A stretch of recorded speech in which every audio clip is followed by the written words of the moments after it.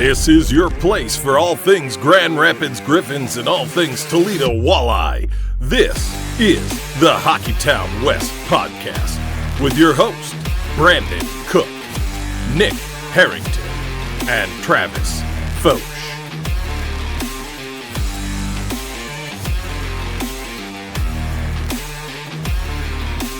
So last week, I was at a loss for words about how bad the Griffins were playing, and here we are about to talk about a 3-game win streak.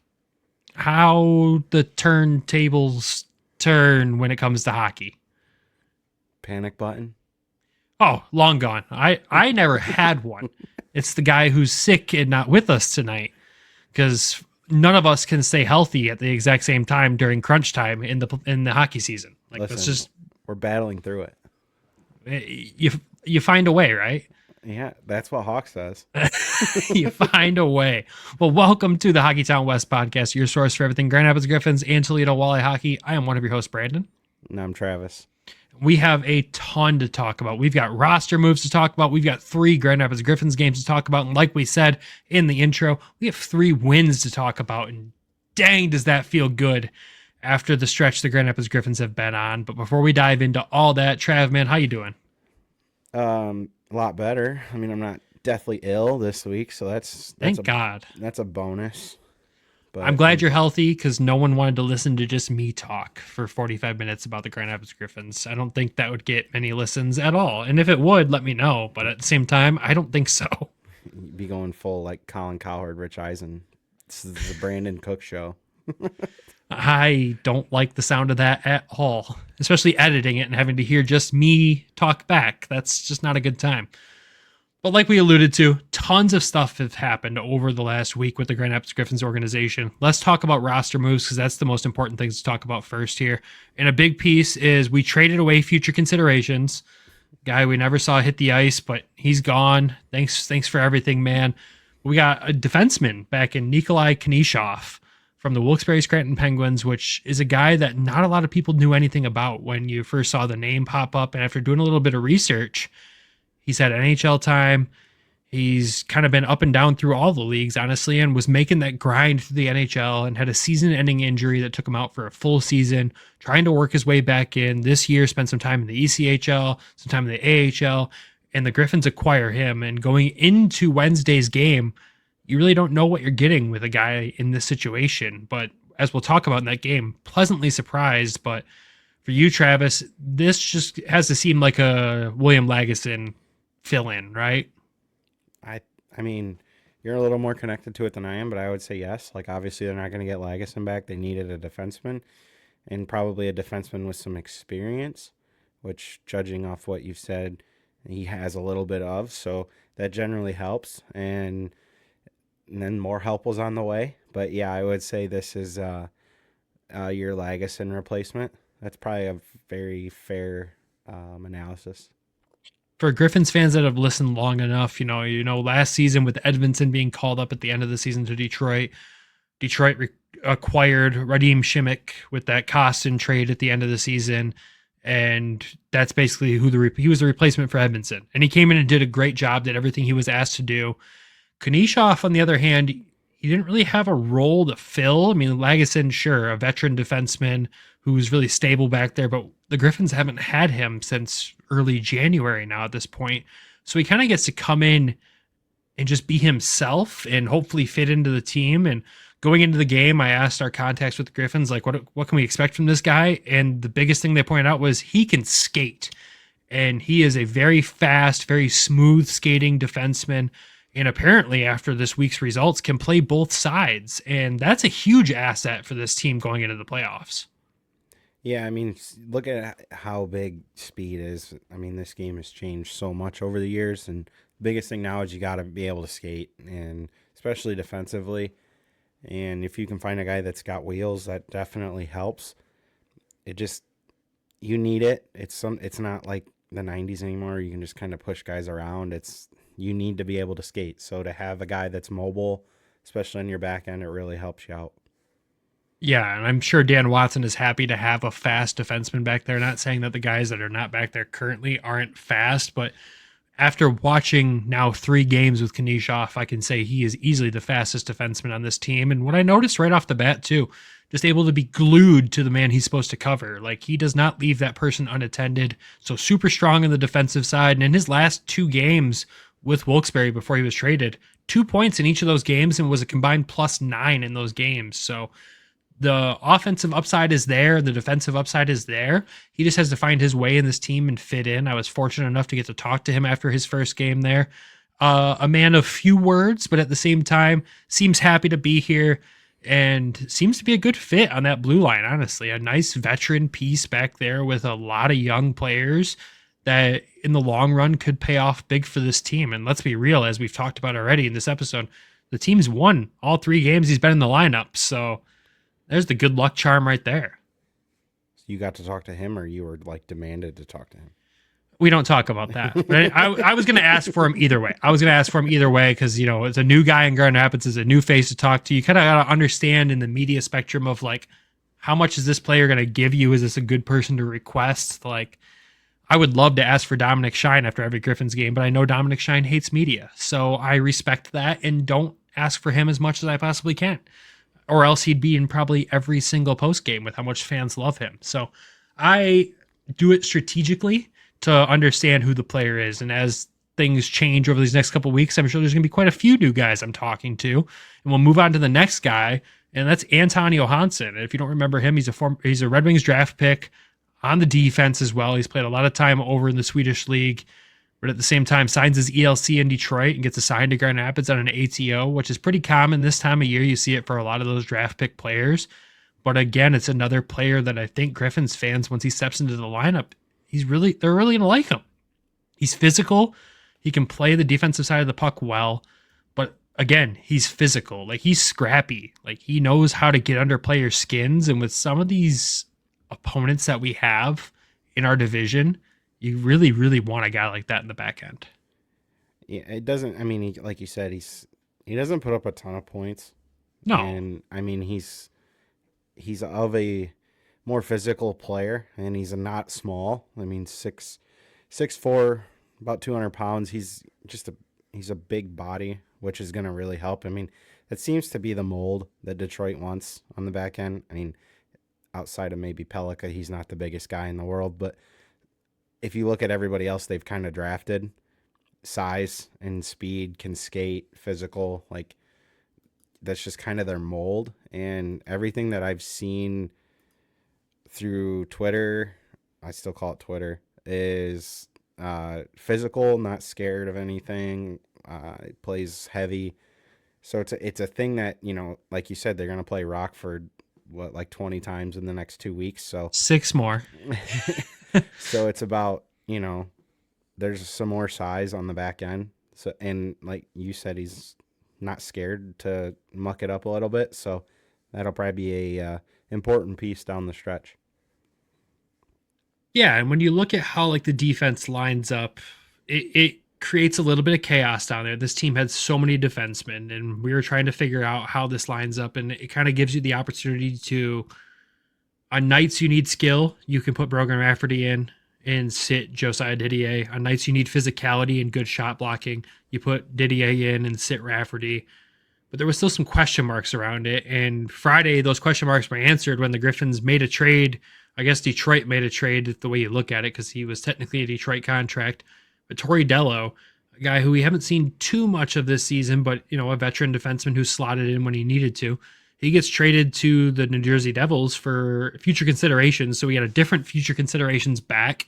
I guess Detroit did. So future considerations stays within the organization as a player. But at the same time, Torey Dello goes and gets playing time. And it kind of answers the question of how is this defense going to look when you at one point have 9 or 10 defensemen? Like, how is that going to shape out? Well, they answered that by trading him away. So good for him. I mean, he was in the lineup his first night in Utica with the Utica Comets, which, again, good for him to go get playing time. And at the same time, when you look at this Griffin structure, he really didn't fit into this lineup anymore with those acquisitions. Yeah, you're just glad he gets to play. Like, the biggest for the player. Well, yeah, you're just glad that the player gets to play games. It's no fun to not play. So it always is fun after when a guy gets traded post trade deadline, and everybody's like, "Well, the deadline passed," and it's like, "Well, you can still make trades, but they're not eligible to play in the playoffs." So it's just a fun little tidbit that it's amazing how many people don't really realize that, but Yeah. it it makes sense. Like, you're trying to get him playing time, you're trying to free up a roster spot, so I think it was a move that probably needed to be made. And especially when you add two defensemen to the room and potentially more down the road, possibly from, what all reports are coming out of everywhere. But it just shows that, like, they're open to making moves to get younger players and new faces in. So I think that's a plus. Yeah, it's a huge plus. And with this also, we saw the Grand Rapids Griffins release Chaz Redekop from his contract with the Griffins, which, if you're a Griffins fan not familiar with who that is, he's a Toledo Walleye defenseman who's been out for a minute with injury here. He was released from his Griffins deal, but by all reports I've seen, continues to stay with Toledo, will be signing with Toledo and staying with them. So Toledo fans that freaked out when they saw that, he's not going anywhere. He's staying within the organization as far as we've been told. I can't guarantee anything beyond that, but he was at the Kalamazoo games in Kalamazoo. He already signed a contract. Beautiful. So the contract's signed, ink's dry, good to go. And the same thing with like Anton Johansson. Like, obviously the Detroit Red Wings shared that. The Griffins have not yet. I believe they're still waiting for the ATO to be filed in Grand Rapids, which makes sense. They won't share it till then. So you'll see probably this week the Griffins share that. And everyone will be like, yeah, we already knew this. There's processes and policies that go in place with all that stuff. That's why we tread lightly when we talk about contracts and certain things. We've learned our lessons in the past, mainly me. But at the same time, like, Walleye fans, Redekop staying, which is great. It's great for Toledo. It completely understandable why the Griffins would release his contract at the same time. But yeah, outside of that, the only other roster move that confused everybody, and when I say everybody, I mean people I talked to with the organization at first, Jan Bednar called up to Grand Rapids. Well, the Griffins have two healthy goaltenders in Jack Campbell and Sebastian Cosa. They call him up from Toledo, and everyone was scratching their heads going, what the heck's going on? But outside of that, let's talk about a goalie that has earned that opportunity to get that call up, right? Travis, you've watched him all season in Toledo. Griffins fans saw him in action this weekend, and we'll talk about that here in a minute. But what can you say about Bedsy that people might not already know? He's just matured. Like, he's grown up in front of our eyes down here, kind of like Cosa did, at a much, maybe a little slower pace because this is his second full season down here. But ultimately, like, he's just a really good person, really good. And he's a good goaltender. I mean, he's got like a 914 or in that ballpark, which if you go back and look at Cosa's ECHL numbers, they're very similar this year to what Cosa posted in his 1 year in Toledo. So, and if you go back and look at like when he came in from the Q to last year to this year, his save percentage has just steadily grown. So he really, I think, took a step last year in the playoffs. If you don't tune into the Toledo episodes, we talk a lot about the tutelage that Austin Kaiser's given him and Carter and even Gage when Gage has been in Toledo, just to kind of help mentor these kids and, coach them up and prepare them for the next level. And like you said, well-deserved, well-earned. I think we've all kind of wanted to see him get a look. And I think the three of us kind of had an idea this was coming because I think I put in the group message that Gage got recalled from Reading to GR. Yeah. And then the next day, it was like Gage is in Toledo. And then that night in transactions, Bednar was called up, but they didn't do that until the next day. So it was kind of chaos for about 24 hours there while we tried to figure out what was going on. But I'm just happy that, he stepped in and like we'll talk about later, he played really well. And just to see him finally get that opportunity is well-deserved. Oh, 100%. And for the fans that might wonder if we like do our due diligence and ask the questions. Yeah, we saw that transaction in ECHL transactions. We asked about it that night and everyone's like, we don't know what's going on. Settle down. We'll figure it out. And then I made sure to ask in post game on Friday after the Griffins game. I was like, Dan, the Toledo fans will come after me if I do not ask this question. Is Jan Bednar going to start during this stretch? And he shocked me with the answer. He was going to start Saturday. And I think it made a lot of people excited, and we're, again, obviously going to talk about Saturday's game here, but I couldn't be happier for the guy, seeing him in Grand Rapids again. I know the first words out of our mouth was, well, we'll have to reschedule some upcoming things there with you, buddy, but congrats on the opportunity. But at the same time, just in case we don't get to a Toledo episode this week, which we're overdue for when we need to get one done, it created a fun situation in Toledo on Sunday in Kalamazoo, where goaltending coach and video coach Austin Kaiser got to suit up as the E-Bug in that game. We'll talk about it more in that episode, but if you haven't seen it yet, you got to go find it on the Toledo Walleye social media and ours as well. Seeing Ace in the gear in net again, that was just really funny to me. I'm sure he was loving the opportunity, but oh man, what a story. I'll go into it more on Thursday. You'll have to tune in, but I got a funny text from him after the fact. Oh, I'm sure he was praying the entire game. He's like, Carter, don't get hurt. Carter, don't get hurt. Please, for the love of God. But at the same time, cool for him. It's a cool story. The E-Bug stories out of the ECHL continue to wow us as the year goes on here. Just crazy ones. But back to your regularly scheduled content. Yeah, right? That is all the roster moves that include the Grand Rapids Griffins right now. I'm sure there will be more this week. This is the time of year where you start seeing those drafted prospects for the Red Wings sign their ELCs and potentially get assigned to Grand Rapids. We know the names everyone's asking about, ASP and MBN. We can't confirm anything. There's articles out everywhere about it that speculate everything that's happening with it. The only thing I could probably confirm is Emmett Finney will end up in Grand Rapids once Kamloops season's done, which, if anything he's done this year translates into the AHL, is a beautiful signing for Grand Rapids. Absolutely. He's tearing it up in the WHL, and it's a dub, right? He's in the dub? Oh, yeah. Yeah, that's what it's I thought. Dub. There's credit to anybody that follows the CHL. There's so much chaos.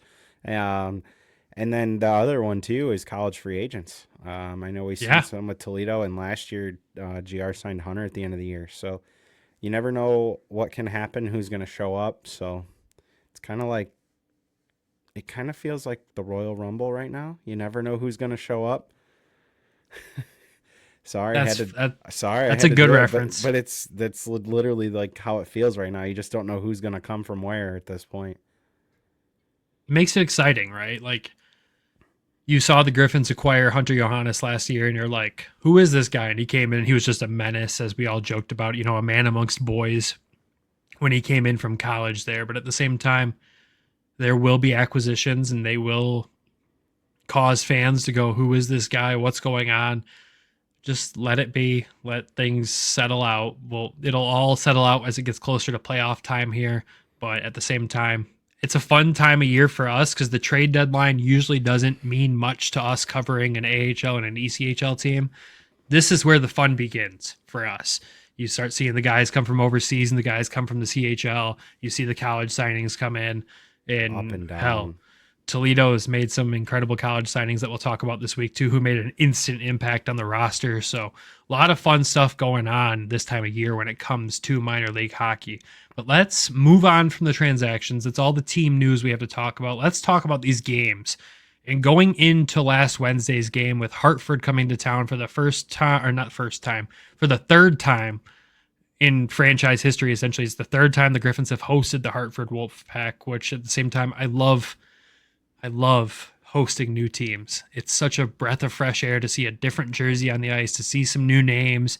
What we knew going into this, that Hartford was not going to be an easy team to beat. They're a tough team. We played them in Hartford earlier in the season in a game that the Griffins lost. Ended up blowing a decent kind of lead they had there. It was the game that Hunter actually got jumped in that game and was out for a good period of time. Whole lot of chaos back then. You'd have to listen to that episode from that one. But let's talk about this Wednesday game at Van Andel with the Wolfpack here. And the Griffins win this one 2-1. Andre Becker gets the scoring start in the second period. First period, nice tight period, but Grand Rapids gets outshot 16-9. Hartford really just kind of dominated play, which if you followed the show for long enough, the Griffins getting hemmed in the first period is not like a death sentence. They usually figure out how to work it out in the second and third period, and that's exactly what happened in this game. So like I said, Becker gets the scoring started with Hanas assisting. let's talk about this assist real quick. Cross Hanas in the Griffins zone, heads up pass, stretch pass up the ice to Becker, who gets in on a breakaway, gets taken down in the process, still finds the back of the net for his 7th of the season. It was an incredible goal. Yeah, it was a great stretch pass. I think you even said it like that night was funny because you turned on the Red Wings game and they started giving up goals, and I turned on the Griffins game and they started scoring goals. And like I turned it on and all of a sudden here's Seider on a breakaway, and like it was literally almost simultaneous, and I like was like, oh my God, what a goal. And you're like, what a pass. I was like, well, I didn't see the pass. I saw the chaos in the neutral zone. Becker had the puck suddenly, and I was like, that's a goal. We got a goal. We got a 1-0 game. It was, Cross, incredible heads up play, continues his consistent production on this team right now, which is exactly what we needed to see out of a player like him as we head down the stretch here. It wasn't a flash in the pan thing. It wasn't he just played well in Texas. He's been playing well every single game, as we said before, since he's been on the show, really, which is kind of funny. But at the same time, it's tough because this is the Cross Hanas that I saw in his rookie year before his injury, where I'm like, this kid's got it. And suddenly, again, I feel like this kid still has it. I don't think he ever lost it. It's just, he's battled so many injuries that it's hard. I think he even kind of said that when we talked to him. Like, it's not easy to go through injuries like that. And, everybody handles them differently. Everybody, heals differently. And to see him at like a 0.5 point per game over the last 10 games is huge. I know we talked about as like, he's one of the guys that, like, if they can get him going offensively, that's going to be a huge depth scoring with the role he's been playing. That's a big piece on your third line most nights, that if you can get him going at the rate he's going right now, that's big for any team. And all of a sudden now he's got 9 goals, and at one point he had like 4. So it just shows like what a little bit of confidence can do to you. I know it sounds not like a huge jump in goals, but at the same time, when you're playing on the third line, it kind of is. And if you look at what Seider's been doing on that line with him, it's like the two of them have found some chemistry. So if they can kind of keep that up, that's huge. That's if you can provide depth scoring, that's a big key. And boy, I'm just going to say this, like on the breakaways and the shootouts, like, I don't know what it is about 5-hole, but the Griffins like have it down. Like, I think it's Snively that seemingly always scores 5-hole, and then this goal was 5-hole, and like I was honestly concerned that Seider was hurt because like he went Becker or Becker's the one who scored it. Becker, and I'm just like, is he all right? Like, there was some concern after this one because he did go to the room, but he was back, thank God. But at the same time, there was some concern, but you can't tell me he didn't leave it all out there trying to get that puck to go in the net. So credit to him, man. Yeah, and he's really come on too, Becker. Like 7 goals now on the season for a 4th line center who's playing his first year in pro, who joined the team midway through the year. You can't ask for much more, honestly. Especially when it comes to the special team side too. He's been impactful on that side. So yeah. Love what he's been bringing to the team. Unfortunately, at the end of this second period here, though, Hartford does tie the game on the power play, sadly. You go into the third period, tie game, a tight battle of a period here. The Griffins did kind of lay it on near the end of the period, end up outshooting Hartford 11-5 in that period. At the 17-minute, 57-second mark on the power play, Austin Watson, looking like Alex Ovechkin from the faceoff circle there, gets the 1T, rips it home from Amadeus Lombardi and Shai Buium, and that's all she wrote. 2-1 win with an Austin Watson goal. It was his second goal back-to-back games with a goal for Austin Watson there. And again, we've talked about it before. If you can get the depth scoring to come, hopefully the veteran scoring comes too, and Austin Watson has suddenly turned a new gear. Again, that we kind of saw him at the beginning of the season have. This play that he scored on, it reminds me of the Mazur goal from opening night. Almost the exact same angle, the exact same play, and I think they both were power play goals. And they needed that. Like, I remember I had turned the game on, and they had just drawn the 5-on-3, and I was like, oh my God, if they don't score on this, like, I might rage. And I was like, can we just score? And then it was like right off the face-off, boom, boom, and they got the lead. And I was like, oh, thank God. They finally like have seemingly kind of found it a little bit on the power play lately. And just a great shot. Like you said, you need your veterans to come up huge. I know he kind of went cold for a little while, but to see him kind of heating up again, that's something you really need this time of year. You need guys, you need your leaders to lead, and he's wearing a letter right now, so that's a big piece of your locker room. Let's be real. He should be wearing a letter at all times with the stuff this guy does on and off the ice with this team. But that play, like you said, boom, boom, off the face-off. William picks it up, gives it to Lombardi, who kind of does a step in to his most dangerous spot there at the top of the slot, passes it to Watson. He rips it home, and yeah, it just felt good, man. It felt good to have post-game interviews at home after a win. It felt like it'd been forever for me to do those, so I was super excited after that night. But this game's not won without one player on this team, and that's Sebastian Cossa, stopping 33 of 34 shots in this game. An absolutely stellar performance from him after, let's be real, some shaky numbers since he's come back from Detroit. Like, this was a game where watching him on ice the entire time I was paying attention to him, I'm like, this guy is absolutely dialed in right now. Well, he had to be early. Christ, they were like down, what was it, like 6 or 9 shots to nothing in like the first 10 minutes. Hartford dominated possession for probably about the first 12, 13 minutes of this game. And then Grand Rapids was finally able to find a way out of their own zone. But yeah, he had to be dialed at the beginning of this game, or this could have been a 5-2 result really easily. It just shows that, like, you know, he's got so much poise in his game now, and he doesn't really get rattled. I mean, he went through a little bit of a rough stretch when he came back, and the last few games, I think he even said the note, like, okay, we're back to, like, beginning of the year numbers here. Like, he's found it again, which is a big thing. And honestly, you want him to find it kind of this time of the year to gain that confidence and momentum to carry it into the postseason. So hopefully he continues to just stack good starts. I know I'll say this, like, you know, he maybe didn't have the greatest numbers since he came back, but some of that's not all on him. Some of it 100%. is, some of it is, some of it isn't. Like, I'm sure there's quite a few goals in there that he wants back. I can think of the one Lehigh game for sure. But then you come out and have a night like this, like, where you literally probably gave your team an advantage just by not giving up a goal in the first 10 minutes of the game with how many shots he faced. I mean, it's a real statement to say that he won us this game.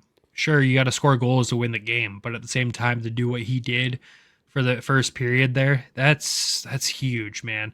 And that's the stuff you need when you're getting closer to the playoffs and you're talking playoff hockey. Every game we're about to talk about here had a playoff-like atmosphere to it on the ice. So for him to be dialed in like that, a massive bonus for the Griffins and a big win in regulation the day after we posted an episode talking about how they only had one win in 16 games in regulation. So thanks for making us eat our words again, boys. Appreciate that. But I'll take that on a positive side all the time. We got 2 more games to talk about. We're going to hit a quick ad break first. When we come back, we'll recap the game against Milwaukee and Rockford and our 3 stars of the week. And of course, the good, bad, and the ugly from the week. This NHL season has been as predictable as a puck rolling on its edge. No one knows where it's going, but that just means there's time for your favorite team to figure things out. A game's left for you to get in the action at DraftKings Sportsbook, an official sports betting partner of the NHL. It's super easy for first-timers to get started. Try betting on something simple like picking a team to win. Go to the DraftKings Sportsbook app, select your team, and place your first bet. And if you're new to DraftKings, listen up. New customers bet $5 to get $150 in bonus bets instantly. Download the DraftKings Sportsbook app now and use code THPN. That's code THPN for new customers to get $150 in bonus bets instantly when you bet just $5. Only on DraftKings. The crown is yours. Gambling problem? Call 1-800-GAMBLER. In New York, call 877-8-HOPE-NY or text HOPE-NY 467-369. In Connecticut, help is available for problem gambling. Call 888-789-7777 or visit ccpg.org. Please play responsibly. On behalf of Boot Hill Casino and Resort in Kansas, 21 and over. Age and eligibility varies by jurisdiction. Void in Ontario. Bonus bets expire 168 hours after issuance. For additional terms and responsible gaming resources, see dkng.co/ice. And welcome back. All right, let's talk about this next game here because this one has the Central Division leading Milwaukee Admirals come to town. And this was like the biggest test for the Griffins so far recently during their stretch that they've had. You get the division leader in town. It's an opportunity to make up points. You played an out-of-division game Wednesday and got a win, which is great. This was the game that you wanted to win in regulation. Unfortunately, they don't win in regulation, but they do take away the 2 points and win this one in a shootout, 3-2 over Milwaukee. Let me walk you through the scoring real quick. And like we mentioned with the first game, Austin Watson starting to really find his way here, gets his 15th goal of the season, third goal in 3 games at this point now, assisted by Nate Danielson.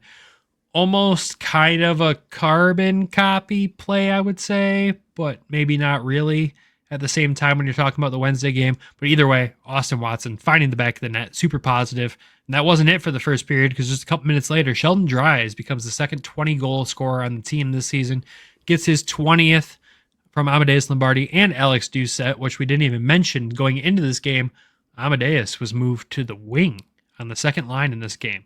Dan Watson kind of giving it a different look, giving Sheldon Dries an opportunity at center at a higher line. Kind of talked about it being a matchup specifically with Milwaukee. They needed a guy really good on the draw, and Sheldon Dries is really good on the draw. It's not a slight to Ammo by any means, but they know Ammo has the skill to be able to go over and play the wing position, and did well in this game with it. And that line immediately, the Dries, Doucette, and Lombardi line produces points. So the Griffins come out of this one with a 2-0 lead after the first period. Everything's good, right? Wrong. Second period comes around. Milwaukee gets an unassisted goal in the second. They go into the third period down 1 goal. Grand Rapids lets Milwaukee climb back into this game on a power play, unfortunately. O'Reilly gets his 10th of the season to tie the game. No goals in overtime. Grand Rapids had 3 shots in OT. Milwaukee had 1. Grand Rapids kind of did control the momentum in overtime, but at the same time, you had a really good goaltender at the other end. And of course, Matt Murray. Matt Murray is giving this team problems all season long. It goes to the shootout. Milwaukee shoots first, no goal. Ammo goes next, no goal. Milwaukee goes again, no goal. Snively does what we expected him to do in the shootout, because he does it every freaking time, no goal. Milwaukee goes up again, no goal. But Nate Danielson goes posting in on Matt Murray, wins the Griffins the game. We walk away with a 3-2 victory. You watched this game. I was watching the Walleye game. My only takeaway is that Nate Danielson does the same thing in the shootout, but will shoot on opposite sides, and that's what's so sneaky cool about it. It really is, man. He does the same move every time, but you don't know what side it's going. And this time it was short side.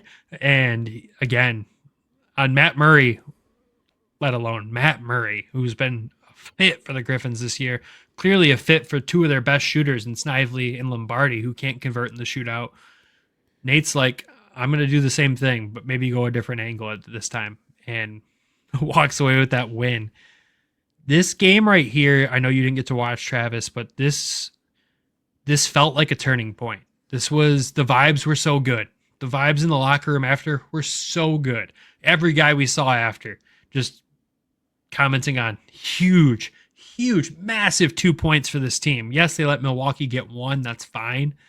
But a massive 2 points to put together, back-to-back wins for this team after the stretch they've been on. It's huge for any team to be able to do that. It is. And to beat your, I'm gonna call them probably I think they're one of their biggest rivals. I mean, 100%. Like, I'm still new to the Griffins, but like, I would say this is the team. Like, look, they knocked them out in the playoffs last year. They've been a thorn in their side all year. Like, this kind of like, I don't want to say the big brother, but it kind of feels that way at times. Like, to get a win against a team that's kind of had your number over the last calendar year, that's huge. I mean, I'm just saying it, Brandon. Like, they beat you in the playoffs. They're really your number one, like, thorn in your side in the division, it seems like. 100%. It's just kind of how I see it. Like, I'd prefer it to be us being the big brother in this situation.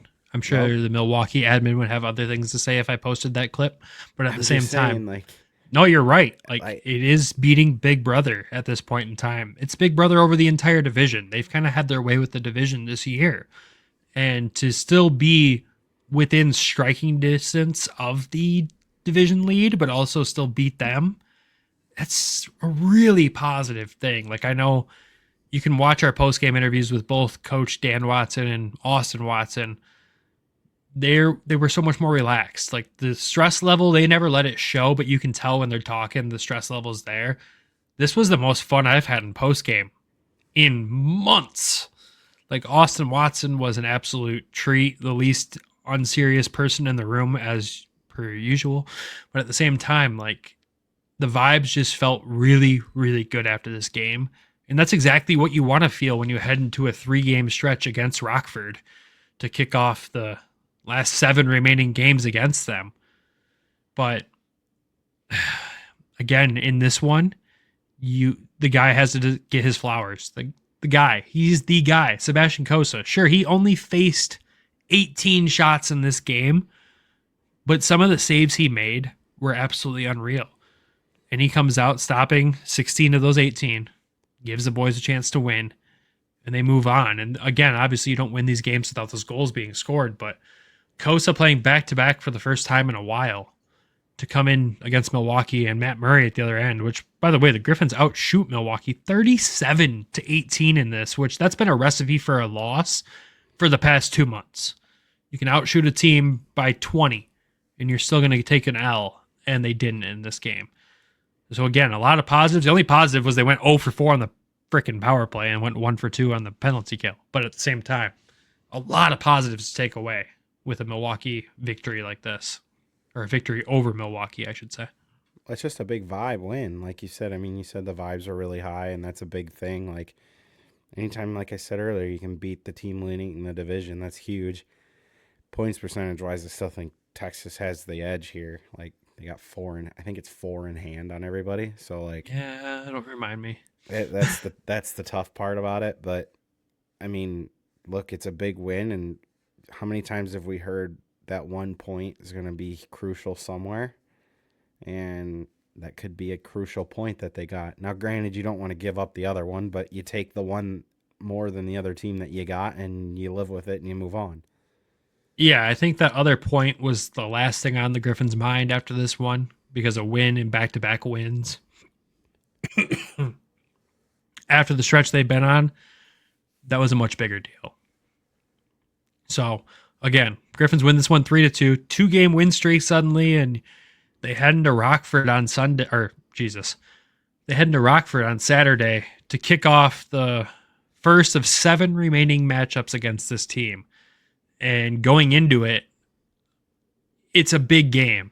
And you hear Dan Watson say Jan Bednar is getting the start in Rockford for his first AHL game in net. And you go, oh God.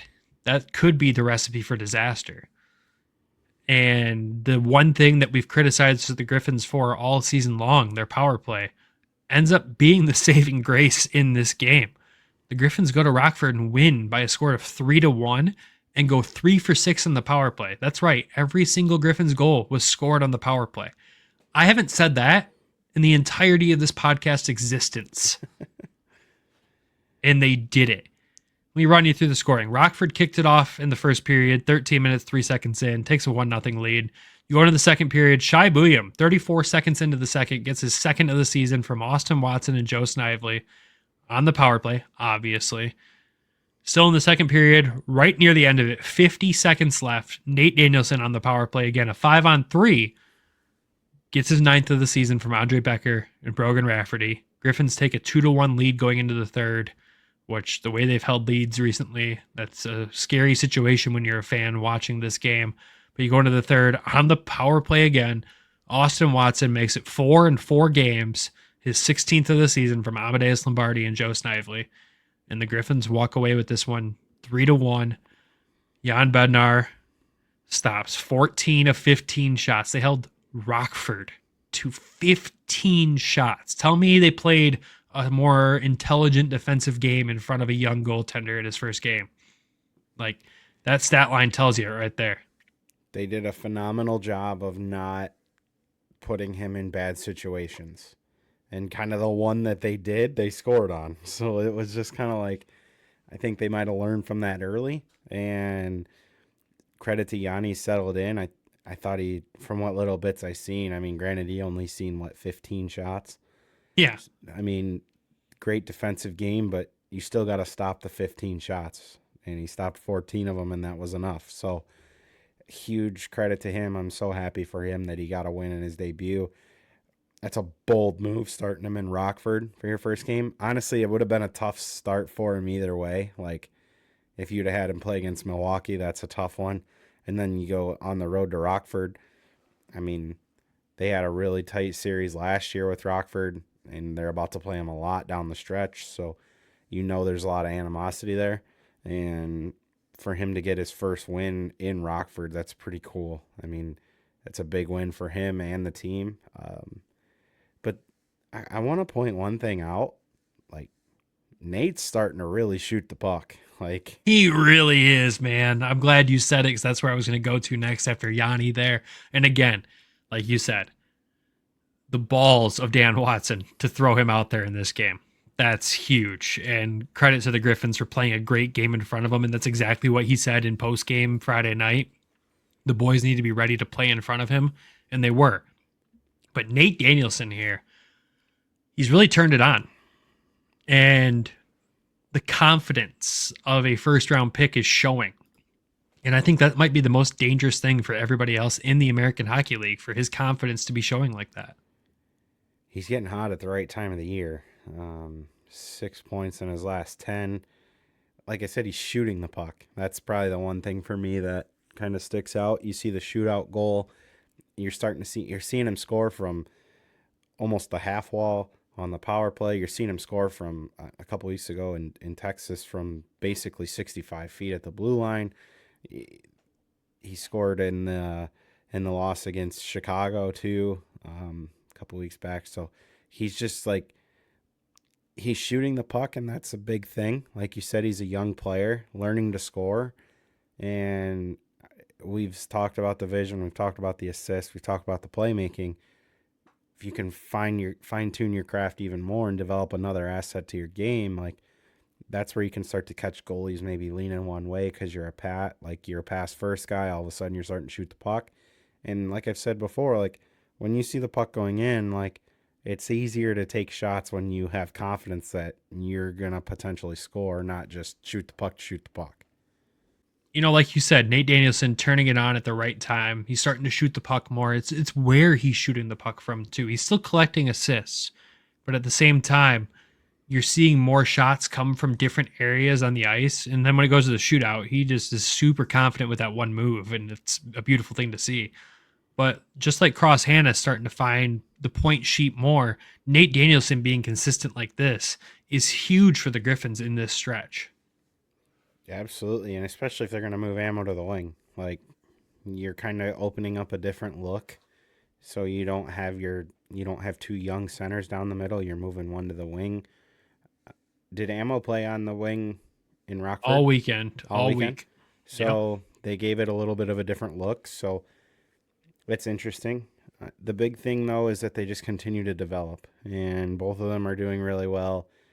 Nate's shooting the puck more, starting to see the puck go in the net. That translates to confidence, gives you more confidence within yourself to just shoot the puck because you think, okay, I can score at this level now, not just I'm going to shoot the puck and see what happens.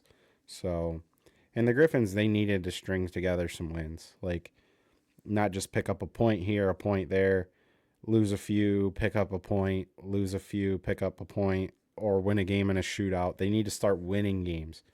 And to see them come back and start winning games and get, the goaltending they've been getting this week, they some hellacious goaltending all week. If you look at the 3 games, I mean, it's just a recipe for success. You still want to see them, maybe get to 3 more regularly, not need extra time to get to 3, but you take the wins when you can get them right now.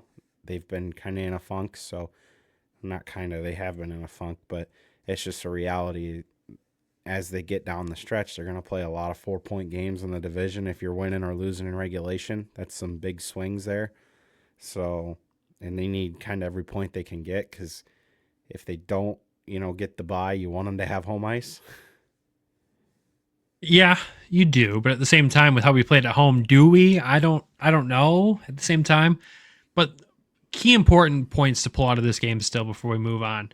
Like you said, Nate's goal with him shooting the puck, the confidence in him to get that puck at the high slot backtrack and maintain possession and then step forward a couple steps to rip that shot, like that's huge. And then Shai Buyam as well, an active defenseman down in the play with his goal. Like he ended up picking up a rebound and scoring. Like you don't see a lot of defensemen down in that position doing that. That's what we've kind of begged for with this power play, though, is movement and seeing guys in spots they're not normally in. And you saw success. I mean, let's be real. If Rockford wasn't so undisciplined in this game, we might be talking about a different result. But my God, were they undisciplined? Like some of the penalties left me and others scratching their heads. Like the Griffins ended up with a 5-on-3 after one of their guys freaking took, what was it, a hooking or a holding? He took a holding penalty. Grand Rapids pulls Jan, and he goes and shoots it in the empty net for an unsportsmanlike and acts like, what did I do? Like, that's basic 101. Like, you know what you did there, buddy. So they teed up the Griffins in some good situations here. 2 of these 3 goals were 5-on-3 situations. So is the power play out of the woods in my eyes yet? No. If 5-on-3s and you're getting them that much and you can't score, then I'd be probably screaming into the microphone at this point. But at least they converted on 2 of the many opportunities 5-on-3 they had. But again, they don't ask how. They just see a 3-game win streak and go, things are turning the tide, hopefully, here for this Griffins team. And it's helped them in the division as well. When we wrap this up here and talk division standings real quick, you know, the Griffins have stayed stagnant in that 3rd place spot for a little bit now with the stretch they were on, and they were very lucky to stay in 3rd. The Griffins are suddenly 2 points out of tying for 1st with Milwaukee. You got Milwaukee, 60 games played, 72 points. Texas, like you said, Travis, they have 16 games remaining when most of the division has 12 or 14. They're at 71 points here, and the Griffins do have a battle with them for the last 2 home games of the season. So that series is probably going to be electric, honestly, when it's out there. That's going to be playoff atmosphere right away. You got the Griffins in 3rd at 70 points. Chicago, 4th place at 63. Rockford in 5th place at 56 points. Iowa, 6th place at 47 points. And Manitoba, 1 point behind them in 7th place there. But this really tightened the top 3 up over this last week, which, again, asked me a week ago, and I'm saying we're comfortably finishing in 3rd. Now the division's on the table again. It's crazy how this works. If they can get a little help and Texas can drop like 3 of their 4 in hand, that'll be really big. I mean, you're probably not going to get them to lose all 4, but no, you got to win the ones against them and then hope that they drop a couple. But again, the top 3 don't have, the top 3, they bypass the play-in round. That's all you want to do. Bypass that BS. Yeah, just get in the tournament without having to do the whole, 3 games? Like, yeah, it's a best of 3. Yeah, let's not do that. Like, yeah, please, because we know how these 3-game stretches can go for this team. Let's avoid that and get into the real dance here with whatever players are on our roster at that point. And if there's some of the names we think they might be, I'd be scared if I was the other teams in I'd be scared if I was the other teams in the division. So we'll see. 3 less playoff games on their bodies is a big thing. So hopefully they can hopefully they can just stay where they're at least, even if they don't win the division, just get in. I mean, I've seen teams win divisions by 12, 13 points and tire out. I've seen teams get in and go on runs. So maybe the happy medium is finish in the middle and just make do with what you got. The point you made there of 3 less playoff games on the bodies is huge because a lot of these games are having playoff-like atmosphere. Like the Milwaukee game felt like a playoff game. Rockford won not so much because they couldn't stay out of the frickin' box. The Hartford game felt like a playoff game. And when you think you have 6 games left against Rockford, you have some against Texas here still, those games are going to feel like playoff games and they're going to be played at that intensity. So to skip and bypass that play-in best of 3 is going to be really good in the long run for this team. Yeah, and like you said, with 6 against Rockford, that's going to feel like a 7-game series. I mean, it already does, and we've only been through 1 game. Yeah, you basically look at it as a 7-game series, and you won the first one. So the schedule for that is just chaos. Like how they got 7 games in the last, 15 games? Or 13 games? I know I asked Austin Watson about it Friday night after the game, and the smirk on his face and the pause of I can't say what I want to say was there. This is stupid. This is the dumbest thing I've ever seen. It's a playoff series before the playoff series. The chances of us playing them in the playoffs early as well is still super high. That's the crazy part. So we're about to get really used to talking about this Rockford Ice Hogs roster. Maybe I'll have some of their names pronunciations settled by then. Some of these guys have some wild names that I wasn't even going to try in this episode tonight with how tired I am. But at the same time, I'm going to get really sick of this team really quickly. I mean, if you're a Toledo fan listening to this and you don't know about this division at all, it's basically the equivalent of having 14 games left and you play either Kalamazoo or Fort Wayne or Cincinnati 7 times. That's basically what because I would say Rockford's probably one of their more heavy rivals. Oh, yeah, 100%. I mean, especially after these past few years. We played them 12 times last season, then in the playoffs as well.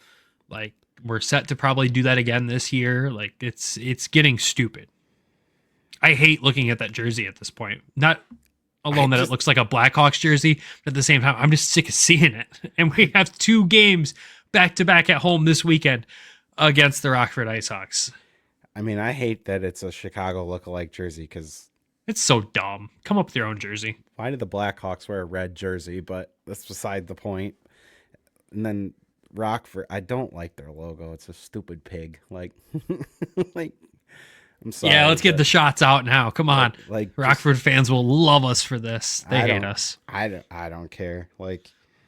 We've had our bouts on Twitter with some Rockford fans in the past. I'm gearing up. I'm ready to go. Let's go. I hate the Chicago Blackhawks more than most teams in hockey.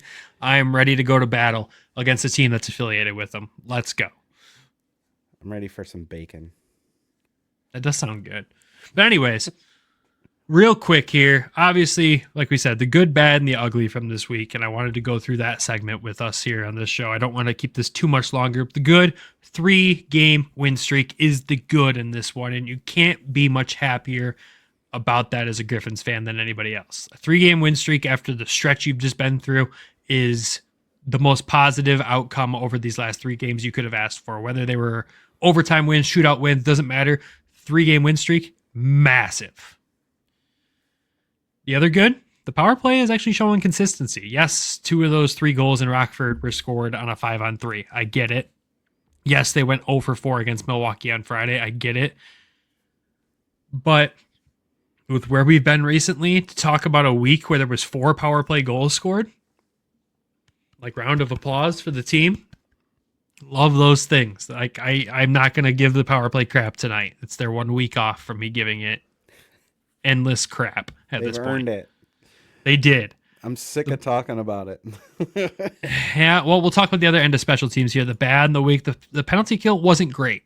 You had the Hartford game, 1 for 2. Milwaukee game, 1 for 2. Perfect against Rockford with how many opportunities they had. They went 4 for 4. It wasn't great. It wasn't the best, but at the same time, it didn't put us into position to lose games necessarily. I would say maybe the Hartford game it did, but at the same time, it's not good. It's not ugly. I'd just say it's bad right now. They just got to get it shored up, which again, Coach Brian Lashoff running the penalty kill here, he's done a really good job of shoring up issues after a couple of games. So I have a feeling we'll see a lot of those things tightened up, especially going 4 for 4 against Rockford. And you're going to see them the next 2 games. There's not really many adjustments they have to make. Just got to clean up a few fine details. Yeah. I mean, the biggest thing is just stay out of the box, right? Don't put yourself shorthanded. That's probably my biggest takeaway of the bad or in the ugly, blowing leads. We've talked about how young they are. There's so much youth. It takes you. There's going to be some learning lessons. You're going to lose games by blowing leads. It's part of learning how to win. They have recently. It's part of learning how to win. When you're a young team, it takes time to learn how to win. Last year, I'd say they were little bit more veteran presence, maybe. Slightly. Yeah, because Berge at that point is a veteran, I'd call him. So yeah, a little more veteran presence in the lineup. So a little more responsibility. Marco was a rookie, but he had already played 2 full seasons in the SHL. Like, yeah, I mean, he's a rookie by American League stats, but he's played professional games. Like this year, I mean, you look at like Seider, Becker, Hanas. It's a young team. Danielson, William, like it's a young team. That's 5. I mean, if you want to call, and we're gonna add more in here potentially. Like, right? It's there's some learning lessons there when it comes to taking penalties. Doucette, I mean, ECHL versus SHL. That, like, if you were to compare this is his second year pro versus Casper's third year pro. Like, I'm still going to give the edge to Casper. He's playing with grown men for 2 full seasons.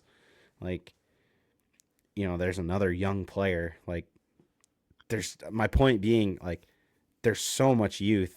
You're going to lose games just from learning how to win.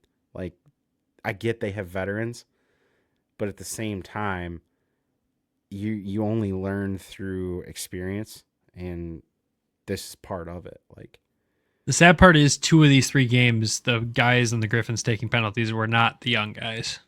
It was only Saturday's game where the young guys maybe got a little out of hand.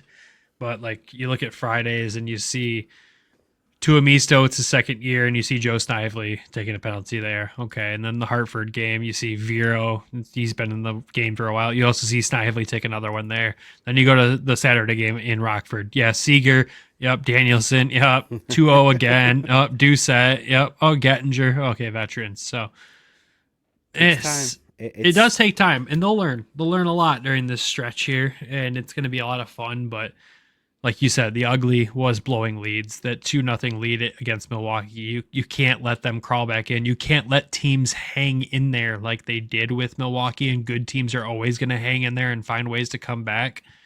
And let's be real, a playoff series between Milwaukee and Grand Rapids right now, I see a lot of long overtimes during that, and my life can't handle like a triple overtime playoff game right now. I can't. So, boys, we got to shore that up before playoffs, please. Have you been to one? Yes. It's rough. It's even rougher if you're a fan in Van Andel, because they stopped selling concessions after the third. So the vending machine lines are so long just for a water. It's so bad. I was at the Joe when the triple overtime happened in 2002 for the Wings. Yeah. I fell asleep. I was a little kid. Now, when I was in Nashville, I seen double overtime, and that was late in double overtime or midway through double overtime. So I was like, it gets lengthy. So I told my wife last year when we went to overtime games in Toledo, I'm like, thank God it's a Friday night or a Saturday night, not a Wednesday night, because 5 a.m. comes so early in the summer for me. And if we're here till 2 o'clock in the morning watching three overtimes, like, oh my God. I remember I wasn't at the game, but one year Toledo was down, I think it was 3-0 to South Carolina in the East Final. And they came back and forced a Game 7. It was Derek Lalonde's year in Toledo. And they went 0-0 into, I believe, double or triple overtime before it ended. See, the thing for me is, like, home games going to multiple overtimes. I'm like, what does post game look like after a triple overtime? I don't want to be there still for that at that point. That's too much information to ask questions on after a game. You just spoke game 1 triple overtime. I know I did. I just spoke that straight into existence. Sorry, everyone else. Oh my God. Anyways, moving on from that, 3 stars of the week for us. Obviously, the first star, it's Austin Watson. 4-game goal streak for him right now. A couple game winners as well. Just playing to the level that we knew he could play at this level of hockey. Like, you know, in the NHL, he's a fourth liner. He's a grinder. He's there to disturb the peace on the ice. In the AHL, he's shown that he could be a goal scorer, and we're seeing all levels of that from him now. I don't know if you guys brought it up last week. He got an extension. He did. We talked about that a couple weeks ago. So I wasn't here for that, But Yeah. so it's good to see him get rewarded. It's super good. Like, again, fans don't realize how big off the ice Austin Watson is for this team. When you're around the team in the group near the room, he is a huge, massive piece to this team off the ice. And then on the ice, also delivering. You can't ask for much better out of a veteran player. I'm very excited to bring him back for another season. I think that's going to be very key with what will probably look like a very young Griffins roster again next year. Second star of the week, it's got to be Amadeus Lombardi. He's got, 5 points in his last 4 games now, 3-game point streak, all with assists over these last 3 games. It's got to go to him. Continues to wow for being a 4th-round pick. Yeah, we stole him in the 4th round. Do you mean? Yeah, thank you. That's the one thing we got out of the COVID year right there. Amadeus Lombardi. That's about the only darn positive that came out of that COVID year. Couldn't get the first overall pick, but we might have got a 1st-round talent in the 4th round. Amen to that. Third star of the week, it's got to go to Shai Buium. 2 points over this last week, a goal and an assist. His second goal in the American League.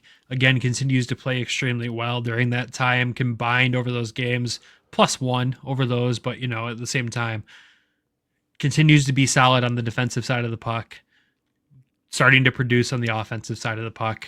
Not much more you could ask out of a rookie defenseman who has suddenly found himself on 8th in scoring overall on the team. Yeah, he's been great. I really like Buium. He's got a cool last name. I like the He name, really does. Buium. That's just a cool. It's spelled really neat. He's a good player. He looks like he's not a rookie most nights. I think that's probably the biggest thing that I've noticed with him. He looks so settled in that he's just playing confidently. I think that's probably the biggest thing for me, that from what little bits I've seen. Now, granted, I don't see it firsthand like you guys do, but I just feel like he's a little maybe wiser beyond his years. Oh, 100%. I've said it a couple of times on this show now. Like, you think of the defensive depth chart for Detroit, and everyone goes Vollander, Tuomisto, and then Buium. Buium tracks near the top of that. It's between him and 2-0. 2-0's having a sneaky good year in Grand Rapids right now. And I don't think enough people are paying attention to it. But Buium is right there with him, and I think you have a budding NHL player on your hands right here. Whether it's with this organization or not, who knows? Because you're talking a while down the road, but at the same time, he shows all the signs of an NHL caliber defenseman. And remind everybody, again, this is his rookie year in the pros. He is fresh out of college. He didn't start the season with the team. He started injured, and he still found a way, and we're starting to see more offensive production from him too.